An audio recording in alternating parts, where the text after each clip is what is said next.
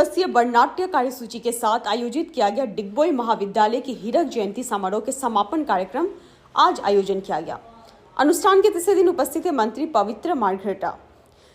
तीसरे अर्थात अंतिम दिन सुबह एक विशाल वर्णनाट्य सांस्कृतिक शोभा यात्रा निकाली गई। सांस्कृतिक शोभा यात्रा का शुभारंभ किया डिगबोई समजिला पुलिस अधीक्षक हिमांशु बड़ुआ। महाविद्यालय खेल मैदान से निकाली गई विशाल सांस्कृतिक शोभा यात्रा में महाविद्यालय में अध्ययन करने वाले छात्रगण के साथ ही शिक्षकगण उपस्थित थे। डिगबोई महाविद्यालय पर मात्र 13 किलोमीटर दूरत मोर घर, गति एखन आमार आपोन महाविद्यालय मानव सम्पद विकास और व्यक्तित्व निर्माणर भावे विगत 60 बছर निरलक भावे এই মহাবিদ্যালয় সত্তাটোৱে সদায় সেৱা আগবঢ়াই আহিছে।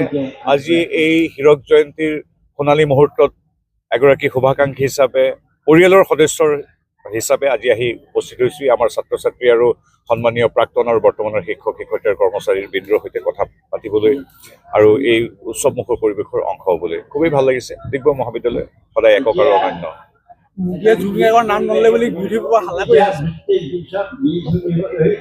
প্ৰথমেতো মই জনাত অসমৰ মুখ্যমন্ত্ৰীৰ পৰা মোদী ডাঙৰীয়ালৈকে অমিত শ্বাহ ডাঙৰীয়াৰ পৰা সাধাৰণ বিজেপিৰ কাৰ্যকৰ্তালৈকে সকলোৱে জুবিনৰ মৃত্যুত গভীৰ শোক প্ৰকাশ কৰা ব্যক্তিসকলটো তেখেতসকলে। গতিকে গৌৰৱ গগৈহঁতৰ এতিয়া ক'বলৈ একো কথা নাই। তেওঁলোকে জুবিন গাৰ্গক বাৰে বাৰে ৰাজনীতিলৈ টানি আনে। গতিকে তেওঁলোকৰ কথাত মই আচলতে ৰিয়েকশ্যন আজিকালি কমাই দিবলৈ আৰম্ভ কৰিছোঁ। তেওঁলোকে মানে আমাক সেই যিকোনো তেওঁলোকৰ এটা এজেণ্ডাত তুলি লৈ যায় আৰু তাত আমাক বা আমাৰ তেওঁলোকৰ লগত যুক্তিতৰ্ক কৰাটো বিচাৰে।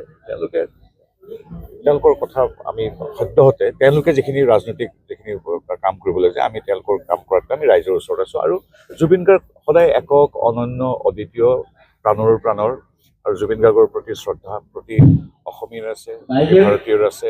নৰেন্দ্ৰ মোদীদেৱৰ পৰা আমাৰ মুখ্যমন্ত্ৰীলৈকে সকলোৱে জুবিনৰ মৃত্যুত গভীৰভাৱে শোক প্ৰকাশ কৰিছে। আৰু এইখন চৰকাৰে SIT প্ৰস্তুত কৰি ন্যায়পালিকাৰ ওচৰলৈ মৃত্যুৰ ৰহস্য বা যি দুখী তেওঁৰ শাস্তিৰ বাবে যিখিনি কৰিব লাগে কৰণীয়খিনি কৰিছে।